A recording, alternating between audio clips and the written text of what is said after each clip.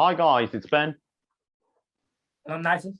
and welcome back to the Pride of Villa. We're here for another Villa Roundup this week as games are getting postponed left, right, and centre. Villa are obviously going to be playing Brentford. Well, hopefully we'll be playing Brentford on January 2nd. But before we do this video midweek to just go through a little bit of Villa news. In this one, we're going to talk about Villa versus Chelsea as Villa would lose yet again at Blues. We're going to talk about certain players in Aston Villa following that performance and have a quick little look at the January transfer window, which opens in 3 days' time. So if you are excited for this video, please leave a like, subscribe. Let's go for the 500. We want to hit 500 on this channel. Let's get us going there. You can follow us on our social pages as well. Also, just another quick shout out. You can buy shirts like these, even though this one is sold out, sadly. But you can buy amazing football jerseys like this from Scorf X Shop. The link will be in the description down below.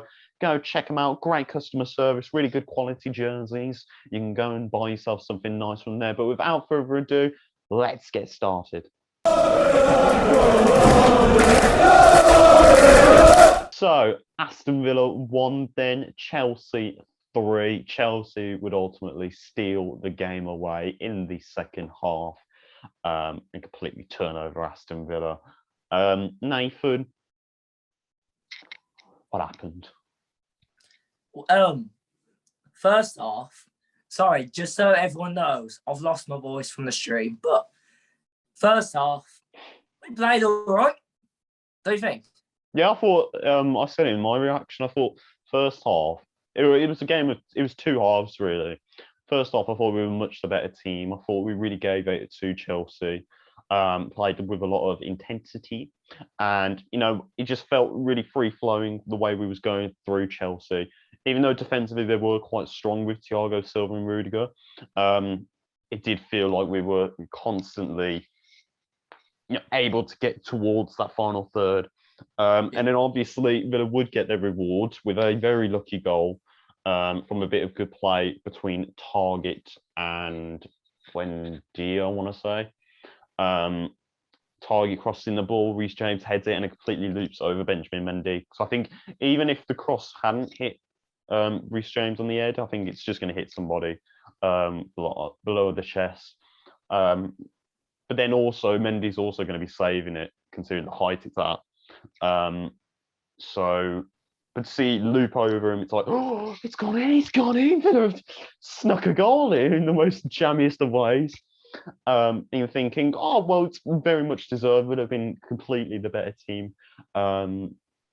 And not really giving Chelsea much of a chance, considering the team that it put out as well.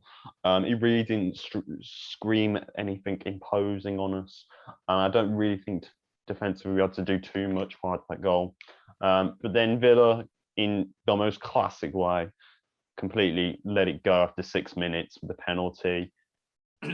Paul, what did you make of that? I don't know about you, but I've never seen us, for a long time anyway, concede 2 penalties in one game. And the first one, well, to be fair, both of them, you can't say it wasn't a penalty. Like, No. there's no way around it, and everyone's entitled to their mistakes, but I don't think there was any need. There's just no need. Like, I thought, our defence was coming back. I don't think there was any major problems coming from it. I think we definitely would have defended, but it was just stupid from Cash. He's still young though, and he's got time to grow the team. But yeah, it was just stupid to give away at 1-1. But this is the thing I want to talk about. Louise came out after the game and said the penalty changed everything, but we weren't losing. It was still we were drawing. So I don't understand. I don't understand how that can change your mentality. What do you think? Well, when you think about it, when that penalty went in, I know afterwards we had a little spurt in that last 10 minutes trying to get another goal. Yeah. But I think ultimately it changed in the second half as much. I think with the penalty, it's incredibly stupid. It's not, there's no contesting it because of the way he's gone in, and in the positioning of Hudson-Odoi, it's not like he's in a massively threatening position. Okay, he's in the box, but he's more so towards the end of the right of the box. Yeah, it gives away the penalty. Jorginho buries it as he will. Yeah, it's just really deflating 6 minutes after we scored. But as I said, Villa tried to battle on in that second half, tried to get something out of it. And then second half, you're thinking, Rolf Harris is out, what's he doing? Second half, then, obviously Villa go into it with a draw, considering Steve Gerrard is not there. It's not a terrible first half. You know, if anything, considering the opposition we're playing against, it's probably a lot better than what we had anticipated. And then second half, they make that really good change. Lukaku coming on. It's so dumb. And just going back to the penalty for a minute, because obviously we will talk about this after this section. But the criticism that Cash has gotten, not just because of the penalty, but overall all he's received, just because of one poor game, is ludicrous to believe. But we'll go into that later. Lukaku comes on. It's a really poor. It's just poor defensively from Villa. It's just complete lack of concentration. Oh, hang on. A complete lack of concentration. Can you still hear me? Yeah. Yeah, it's fine. We don't need the video. A complete lack of concentration from Villa, and will ultimately give them a free cross in. Lukaku's got a free header on it. Mings is trying to physically see him out with his back to try and avoid giving him that chance, but ultimately Lukaku just towers over him and gets that header in to make it 1-0. No, 2-1, sorry.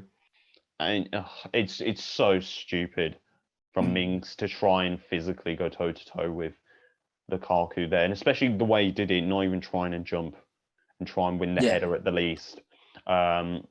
Completely mind-baffling there. And then really, we didn't create that much in that second half. When Dia came off, who else came? Danny Ings came off, and ultimately, who was the last player that came off? It was.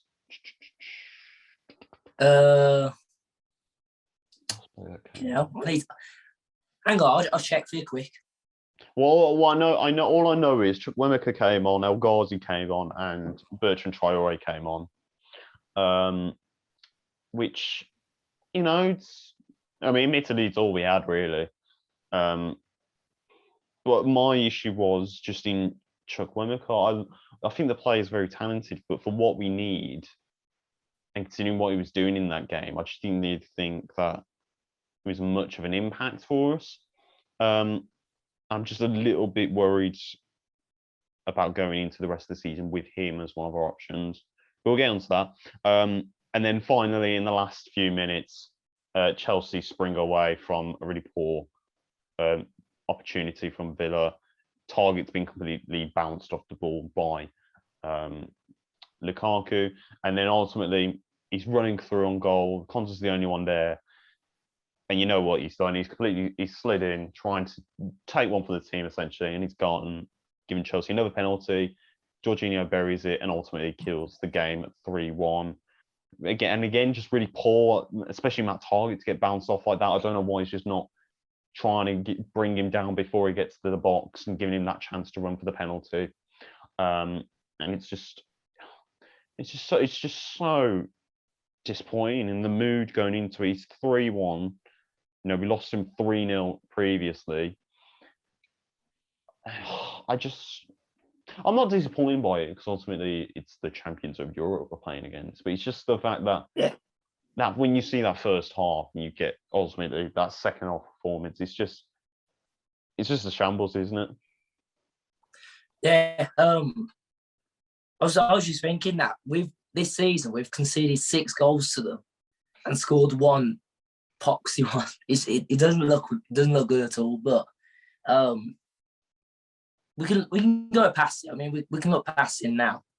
As I was saying, like one of the recent streams, the next 5 games we can be on like, you know, double digits if you look at it. Like, you know, we've got Brentford, you know, Man U, people obviously think we're going into that game in the crapper team, I guess you could say, but we're not really. They've only just got a draw against Newcastle. And by then, we'll have quite a sturdy team, like a healthy team. Gerald will be back.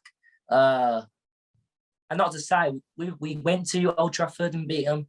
And, we've got Everton after that. We should be getting something out of that. Since we've been promoted, we haven't actually lost to Everton yet. It's just nice to know, obviously. And after that, I'm not too sure what games there are, but I know there's a lot of games coming up where we're going to be climbing up the table big time. That's not obviously Leicester beat Liverpool. Not what we wanted, because not ideal. That pushes.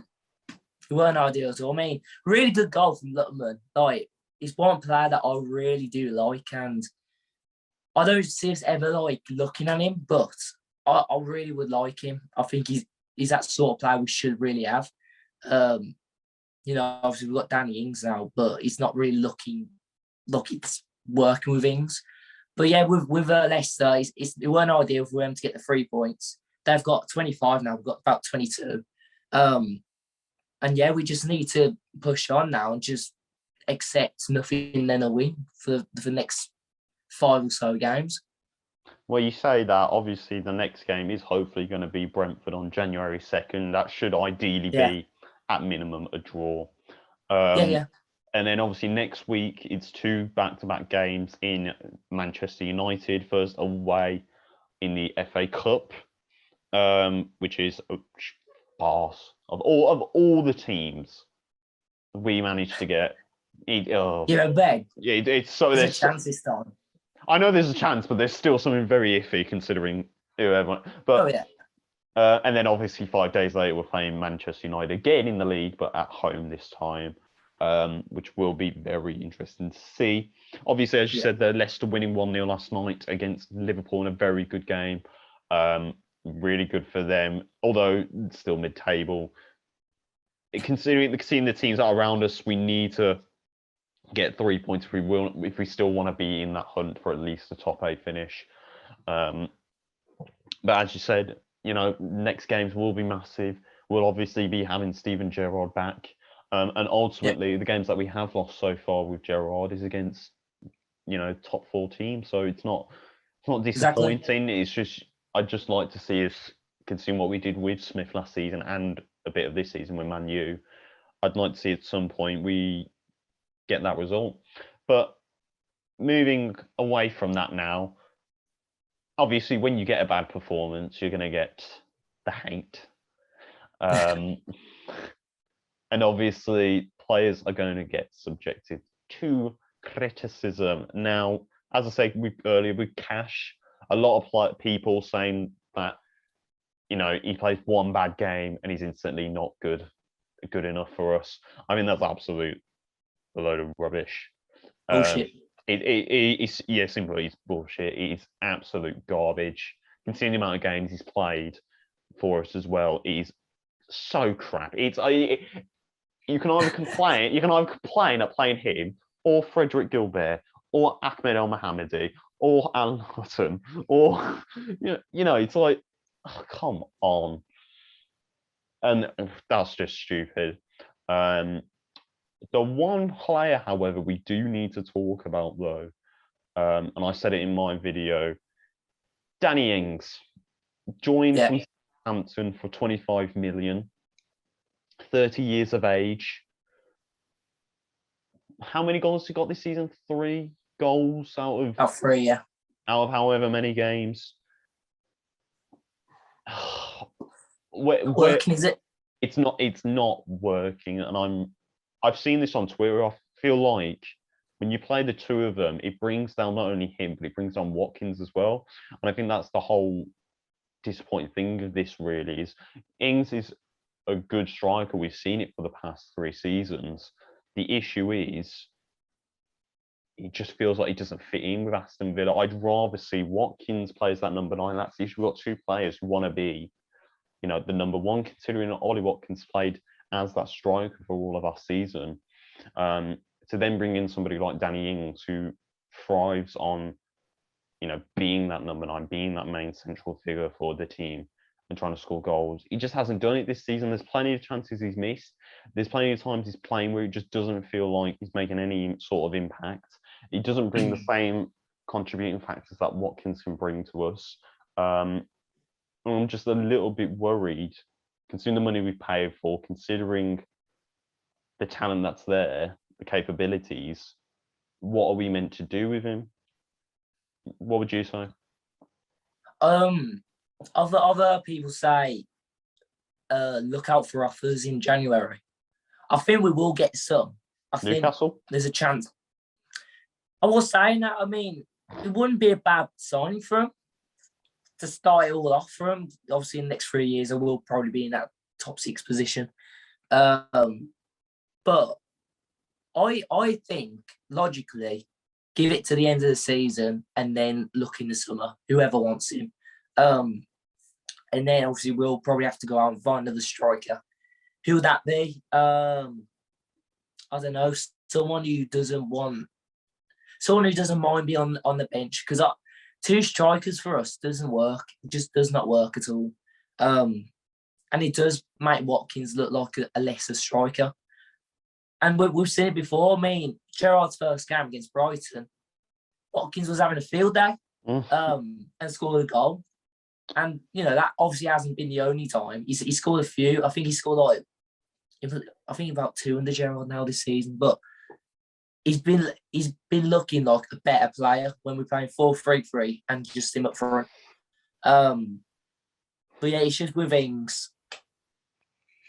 I don't know. I was saying, it feels like now we only bought in that certain time to cover up the loss of Grealish. Like everyone's like, oh, we've lost Grealish, but we've got this massive name now.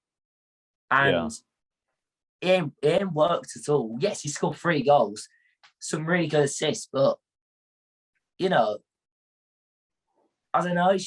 That's just some games. Like, I think the Newcastle game, I think anyone can score a good goal against them. He scored one against Wolves when we lost 3-2. And obviously scored the first penalty of the season for us against Watford when we lost 3-2. So, yeah, I mean, I'd look out for offers in the summer. I mean, I think January is a bit too close because I don't think we've seen his absolute full potential. Like we haven't seen him play 4-3-3, where he's the only striker playing. And I think we still need to experiment with him. I don't think he's fully fit anyway. No, I agree. I still think there's a lot of potential with him. And I think Dan Bardell said it. You're just going to have to give it time. The issue I'm having is when I want to see Watkins be that number striker. When I see Watkins play, I just don't instantly think of Danny Ings at all. I just feel more confident in front of goal with Ollie Watkins than I do with Danny Ings at the moment, because a lot of the chances that he's had this season, if he was at Southampton, he'd be burying them. Exactly. And it's just Ollie Watkins' work rate, the way he just constantly presses down defenders and goalkeepers, the enthusiasm that he brings. I just feel like with a player like Danny Ings, who's gone on to say wanted Champions League football, that it feels a bit like a panic buy from Villa, considering the money that he costs. And I know we did want another striker, but considering we still had Wesley to come back, we still have Keane Davis, who's meant to be a fan under Gerrard. It's just very questionable to have signed him and then try and push Watkins out wide. But I suppose, in a sense, that's Smith's fault, and not really much to blame for Gerrard, considering he's not the player that he signed. He's just having to work with what he's got until he can start to bring in his own players in January. I agree, though, depending on how much more we see of Ings, I would consider listening to offers in the summer. So I don't think you're not gonna get, unless you can get your money back from him, you're not gonna get rid of him in January. And then it's just a case of who then replaces him. You say, I think Davis considering Gerrard's meant to be a fan of him. I think there's a chance for him there. There's obviously still Louis Barry to come back, Cameron Archer as well, and then obviously Wesley, but Wesley's probably going away now. I'm just, he just baffles me with Danny Ings. I just don't really know where to go with him. I don't know where to go with him. But looking then onto January, it is the transfer window opening in 3 days' time. I'm going to be making a separate video on this so we can go a bit more in depth on it. Obviously, you're not going to get all your business done. As we're recording, only a few minutes ago, I've heard there's potential talks that Man United will, Aston Villa will cut Tuanzebe's loan short, and he might go to Napoli. I've heard that. I wouldn't be surprised by it, and I won't be disappointed. I believe he was. He's not playing though, and he's not being the same player. Yeah, but come on. I know he's started a few games, but it's the same with him and Ings. It's like I don't think he's fully proved himself yet with us. We haven't experimented him. I agree with what someone say. If this is your third time being loaned to the club, that should tell you whether he's good or not to have been signed. I just think really, as much as we all like him because of what he's done for us in the promotion season, I just think compared to Konza and Mings, he's not gonna break through. And then from what I've seen of him, he's not massively been great, sadly. But as I said, there's potential for him to go. Wesley looks like he's potentially even going on a permanent now. Louis Barry to get called back and maybe join up with Kane Kessler at Swindon. And then obviously more links coming out now of Glenn Kamara being one of Villa's main links because we now lost Nakamba for a very long time. Who would you give me some positions you think we need to improve in, and then just some names? Well, I still say goalkeeper. Still, not like anyone. I think you can wait until the summer though, because we'll still have Martinez. It's a case of what's going to happen with Jed Steer. Is then Sal Lidso, whatever his name is, going to come through. Jed Steer can. I think he can break into any Premier League club, in my opinion. From what I saw from it, obviously we haven't seen much from him since. I'm not talking like the top 10 of the Premier League. I can see him like in you know what I mean, like at Crystal Palace if they needed one, Southampton, Watford. He's that sort of level. I do believe it. But I'm saying a goalkeeper. Like I think we were linked to that one from Plymouth. Yeah, and it wouldn't cost that much. But I'm just saying, like as a backup. Yes, it's true. We don't really need one just yet, but we will.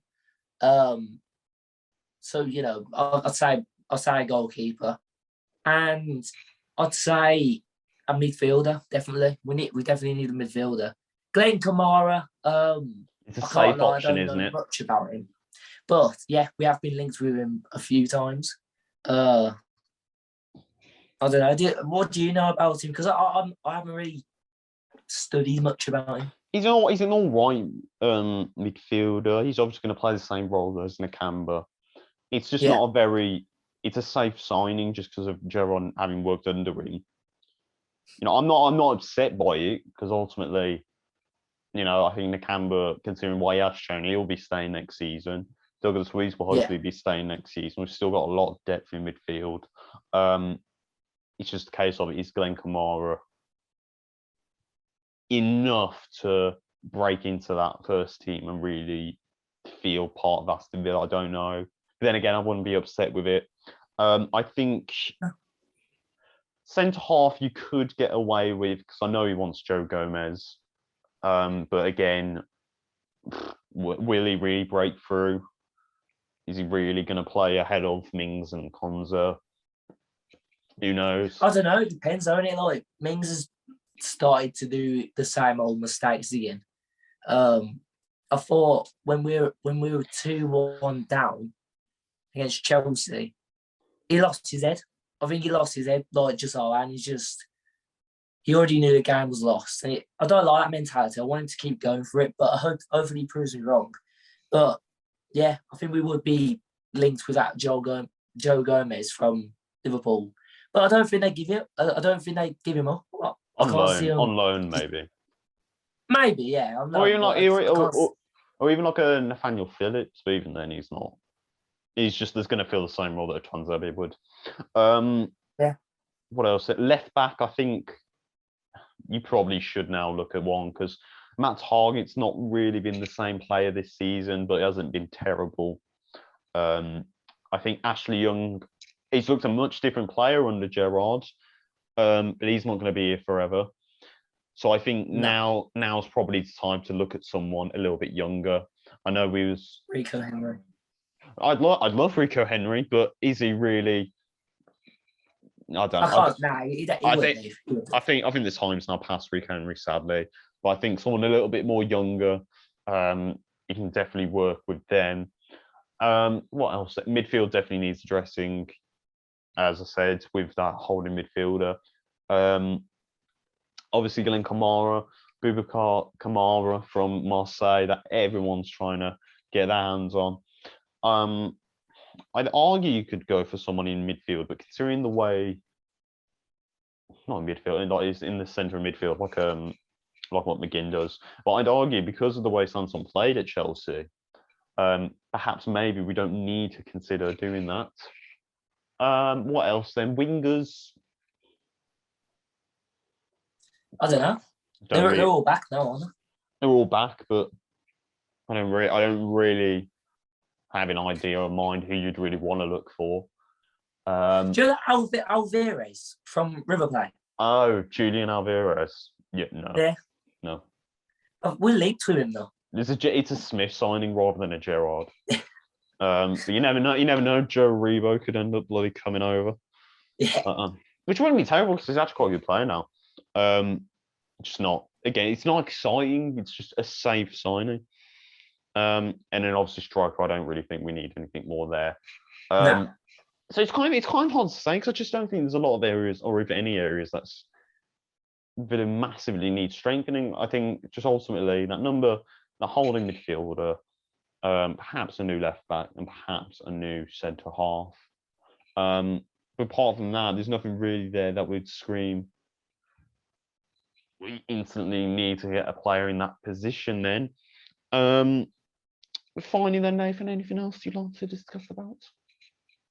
Well, this is going to be the last video of the year. Am I to believe? Hopefully, I'll try. We'll try and see if we can squeeze out that January transfer window video by squeeze it out. Squeeze it out. Yeah. Before obviously January starts. But you might as well say it anyway, just in case.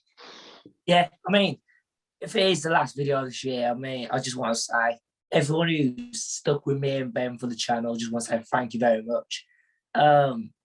Hopefully in the next video, my voice will be better. I'm sorry about it. I don't know what's happened. But yeah, thanks everyone for sticking around. And yeah, hopefully next year, me and Ben can start going to the games again. When all this stuff with COVID sort of gets a little bit better. Because obviously he's getting a bit dangerous right now. And yeah, just Happy New Year, everyone. Happy New Year, everybody. 2022. Boris ain't going anywhere, but you'll love it. I think then, as I said, Villa, in terms of a year review, quite an interesting year. Obviously, yeah. I think overall it's just been the same, considering when we did come back from Chelsea, it's been a crap season last year, crap end to it. And then ultimately the way we started this year, it's very interesting. It's also very exciting because obviously Gerrard's first transfer window, the rest of the season to go. Can Villa break into top 8? Who knows? It's top 7. It says top 7, but who knows? All lying. It's one of those we're going to have to wait and see what happens there, and if Villa can make an upset under Gerrard. Make an upset. Nathan, then, thank you for joining us tonight. Oh, absolute pleasure. It's been a lovely pleasure. As I said, we will look to have a January transfer window video out before the new year. But if not, Happy New Year 2022. Don't do anything stupid on the New Year's Day, your wallies. But without further ado, that has been it. Subscribe, like, follow us on our social pages. As I said, go check out Scorefx Shop for those lovely jerseys. He's been Nathan. I'll fix the phone. I've been Ben, up the Villa with a pride of Villa. We'll see you later, boys.